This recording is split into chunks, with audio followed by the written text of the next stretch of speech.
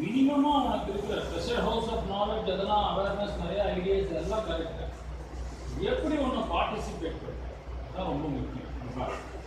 I start with a sitting posture. I can only approve 2 people's sitting posture here. யார் 2 பேர் சொல்ல முடியுமா? Balaji and Subbulakshmi. முன்னாடி கொண்டு பார்த்துருக்கீங்க. பாலாஜி சுப்பலட்சுமி தான் கரெக்டாக உட்காந்தாங்க. பாலாஜி ஏந்திரி.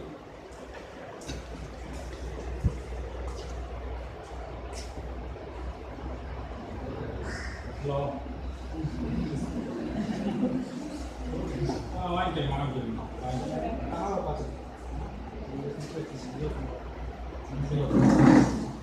சுப்பலட்சுமி ஆரம்பத்தில் அதில் ஃபஸ்ட்டு மார்க்கு விழுந்துதான் பாஸ்டர் ஒழுங்காக தான் உட்காந்துருந்துச்சு. ஒரு 4 பேர் நீ நல்லா பேசுகிற அப்படின்னு சொன்ன உடனே நடுவில் சிகரெட் வரைய பற்றி பேசிட்டு அப்படின்னோடனே அதுக்கு தகால் என்ன பண்ணிடுச்சு, காலர் வந்து ஏறாது. காலர் மேலே போனதுக்கப்புறம் சரி நம்ம நல்லா பண்ணுறோம் அந்த மாதிரி. அதுக்கு பேர் கான்ஃபிடென்ஸே இல்லைங்கிறது ஒரு பக்கம் இருக்கும். ஓவர் கான்ஃபிடென்ஸ்னு ஒன்று உங்களை ஃபீல் கடன் கொடுத்துருக்கூடாது.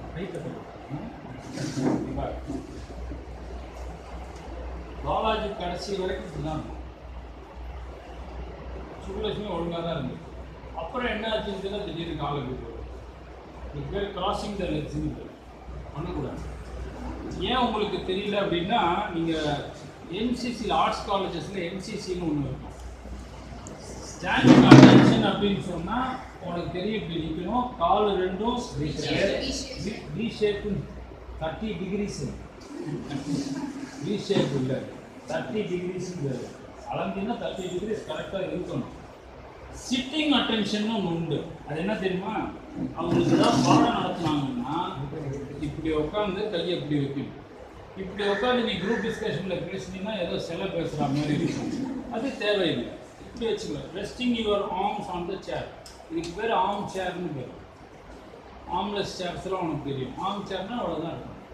பாடி ரிலாக்ஸ்டாக இருக்கும். பாடியை எப்படி ஸ்டிஃபாக வச்சுக்கணும்னு அவசியம். 2 பேரும் தான் ஒழுங்காக உட்காந்து. அப்புறம் சக்தி வந்து ஒரு லக்கு முன்னாடி, அப்புறம் ஒரு லக்கு பின்னாடி சதீஷ்குமார் என்ன நின்றுட்டு போனானோ அது இந்த பொண்ணு உட்காந்து பண்ணிட்டு இருந்துச்சு. அப்புறம் ஃபுல் சேர் உட்காரணும். அன்னைக்கே சொல்லியிருக்கேன், ஏன் நல்லா பின்னாடி தெளிவு உட்காந்து இன்னும் பின்னாடி தெளிவு அவ்வளோதான் இருக்காது. அப்போ நீ எது ஏன் இப்படி சாஞ்சா மாதிரியே உட்காடுற? அதே மாதிரி தான் இந்த பொண்ணு பெண்ட் பண்ணிடுச்சு. அப்புறம் மீதி எல்லாருமே என்ன பண்ணுறீங்க, என்னது இது நீ பண்ணிட்ட. இப்போ இவன் ஏன் இதை பண்ணுறாங்கிறதுக்கு ஒன்று என்ன தெரியுமா, சைக்கலாஜிக்கலாக இவன் மைண்டுக்குள்ளலாம் என்ன ஓடும் அப்படின்னா, நம்ம ரொம்ப உயரமாக இருக்கோம், நம்ம இப்படி உட்காந்தோம்னா we will talk above the heads. அதனால பாவம் இந்த பொண்ணு சக்தியை வந்து பார்க்கணுங்கிறதுக்காக சக்தியோட என்னை அட்ஜஸ்ட் பண்ணிக்கணும், அதெல்லாம் கிடையாது. புரியுதா? அது மாதிரிலாம் இல்லை. நல்லா ஸ்ட்ரெயிட்டாக கடவுள் உனக்கு ஒரு உயரம் கொடுத்துருக்கணும்னா அந்த உயரத்துக்கு நல்லா உட்காந்துக்கணும். அதனால் சிட்டிங் போஸ்டர் இஸ் ரொம்ப இம்பார்ட்டன்ட். அடுத்து த செஷன் ஸ்டார்டட். நவீன் தான் செஷன் ஆரம்பித்தேன். பிரவீன் ஒரு இது ஆரம்பித்தா போனஸ் பாயிண்ட் உண்டு. ஆனால் ஆரம்பிக்கும் போது ஒரு சல்யூட்டேஷனோட ஆரம்பிக்கும். Good afternoon, we have gathered here. அதுக்கு ஒரு இன்ட்ரோன்னு we have gathered here to discuss about இல்லை to discuss தான். டிஸ்கஸ் வந்து பின்னாடி என்ன வரக்கூடாது, about வரக்கூடாது. to discuss prohibition அப்படின்னு ஆரம்பிக்கும். சரியா? இன்னொரு ½ an hourலாம் சொல்லும்போது they will introduce. யாராவது டக்குன்னு அந்த இடத்துல ஒரு லீடராக குரூப்புக்கு எமர்ஜ் ஆகிடும். ஒரு லீடராக எமர்ஜ் ஆகி என்ன பண்ணிடணும், shall we introduce ourselves அப்படின்னு சொல்லுவோம். ஒன்றே எனக்கு ரொம்ப மகிழ்ச்சி என்னென்னா, நான் இது வரைக்கும் ஆயிரக்கணக்கான குரூப் டிஸ்கஷன்ஸ்க்கு மாடரேட்டராக இருந்தது. அதில் ஒரு 10 இல்லாட்டி 15 குரூப் டிஸ்கஷன் தான் அப்படி இருக்கும். இது 16, 21. எப்போவுமே என்ன தெரியுமா ஆரம்பிப்பாங்க, இந்த பல் தேய்க்கிறோம் இல்லையா, அது மாதிரி ஒன்று இருக்கும். இவன் ஆரம்பித்தானோ அடுத்தது அவன் தான் ஆரம்பிப்பான், அடுத்தது அவன் தான் பேசுவான், அடுத்தது அவன் தான் பேசுவான். இந்த பொண்ணு முடித்ததுக்கப்புறம் இவனை பார்க்கும். அடுத்து பேசு. அது மாதிரி ஒரு பாடி லாங்குவேஜில் கொண்டு வருவாங்க. நல்ல வேலை அது இல்லை, இதுக்காகவாவது கைக்கு செய்யும்.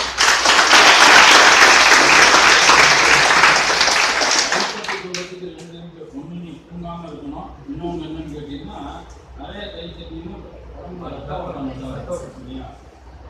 அது மாதிரி வரல, தேங்க் காட். அது மாதிரி வரணும்னு அவசியம் இல்லை. இவன் பேசினதுக்கப்புறம் நேரம் அவன் பிக்கப் பண்ணிடுவான்.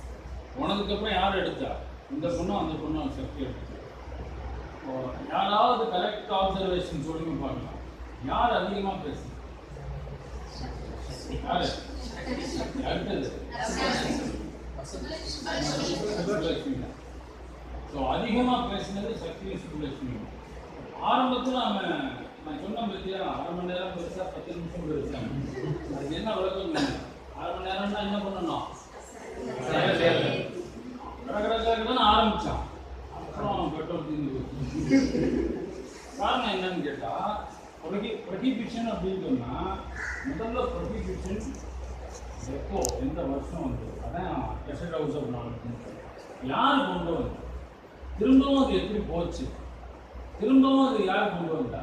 எதுக்கு? யாராவது ஒருத்தராவது இந்த ப்ரொஹிபிஷன் வந்தால் ஸ்டேட்டோட ரெவன்யூ போகும்னு பேசுறீங்களா? நீ என்னன்னா சிகரெட்டு திரும்பவும் சொல்கிறேன். வசந்தாவா வசந்தி வேகமாக பேசுனீங்கன்னா நீ இன்னும் எவ்வளோ நல்ல பாயிண்ட்ஸ் சொன்னாலும் அதோட இது என்ன ஆகிடும்? கடைசியில் கூட நீ என்ன பண்ண? கன்க்ளூடு பண்ணால் பாயிண்ட்ஸ்னு நான் சொன்னதுக்காக அது ஏற்கனவே இப்போ கன்க்ளூட்னு ஆரம்பிச்சாச்சு. நீ என்ன கன்க்ளூட் பண்ணுறது? லெட்டஸ்ட் கன்க்ளூடுங்க. ஒரு கன்க்ளூடு பண்ணாச்சுன்னா அடுத்தவங்க கன்க்ளூடுன்னு வார்த்தையை யூஸ் பண்ணக்கூடாது. மைனஸ் ஆஃப் கன்க்ளூட் எல்லாம் டிஸ்கஷனில் பார்த்துக்கோ. இந்த பொண்ணு சக்தி லெட்டஸ்ட் கன்க்ளூடுன்னா திரும்பி அடுத்தவங்க கன்க்ளூடுன்னு சொல்லக்கூடாது.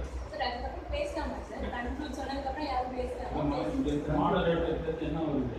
2 மினிட்ஸ் மோர் 1 மினிட் மோர் வந்துருக்கு. அதுக்கப்புறம் நீ ஒரு பாயிண்ட்டை ஓப்பன் பண்ணிங்கன்னா உனக்கு ஒரு கவுண்டர் பாயிண்ட் நரசிம்மனோ அஷ்ரஃபோ வச்சுருந்தோம்னா பிரச்சனை ஆகிடும், கன்க்ளூஷன் போயிடும். அப்புறம் அதையும் அந்த பொண்ணு சேர்த்து கன்க்ளூட் பண்ணுற மாதிரி ஆகிடும். பட் என்ன பண்ணுவா அப்படின்னு கேட்டிங்கன்னா, யூ ஆர் டிஸ்டர்பிங் ஹர் சான்ஸ்னா. அதுக்கு முன்னாடி நீ முந்தி இருக்கணும். என்ன முந்தி இருக்கணும்? லெட்டஸ்ட் கன்க்ளூட் முந்தி இருக்கணும். எப்போ நான் 1 மினிட் மோர்னு சொல்கிறேனோ அதுக்கப்புறம் ஒருத்தரை பேச விடணும். அதுக்கப்புறம் டக்குன்னு என்ன பண்ணிடணும்? லெட்டஸ்ட் கன்க்ளூட்னு யாரும் ஆரம்பிக்கணும். இப்போது உனக்கு ஒரு சந்தேகம் வேணும். சந்தேகம் மூணு இருந்தால் தான் சந்தேகம். ஒரு 2-3 பேர் சேர்ந்த மாதிரி லெட்டஸ்ட் கன்க்ளூடுங்க. நான் என்ன பண்ணுறேன்? சரி, சக்தி லெட்டஸ்ட் கன்க்ளூட், சிச்சுவேஷன் நீயா நான் லெட்டஸ்ட் கன்க்ளூட் அப்போ என்ன பண்ணணும்னா, மீதி இருக்கிற பார்ட்டிசிபெண்ட் ஒருத்தன் இந்த 3 பேர் ஆரம்பிச்சாங்கல்ல, அவங்க ஸ்கோரை தட்டிட்டு போகணும்னா ஓகே ஜென்டில்மேன், ஓகே ஃப்ரெண்ட்ஸ் அப்படின்னு சொல்லிட்டு லெட்டஸ்டாக 1 கன்க்ளூஷன், we cannot have 3 கன்க்ளூஷன்ஸ்னு கொண்டு போகணும். அப்போது இந்த கன்க்ளூட் பண்ணவங்களை தவிர அவன் போனஸ் தட்டு. புரியுதா? இதெல்லாம் சில சமயம்லாம் விஷயமே தெரியாமல் மார்க் வாங்குற டெக்னிக்கெல்லாம் இருக்குது.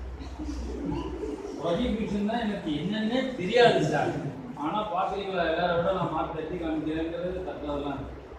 அதனால் இது மாதிரி டெக்னிக்ஸ் தான். புரியுதா? எனக்கு டைம் இல்லை, இன்னொரு சந்தர்ப்பம் கிடைச்சதுன்னா இங்கே ஏதாவது க்ளோஸ்டு சர்க்யூட் ரூம் இருக்கா வீடியோ ப்ளே பண்ணுற மாதிரி?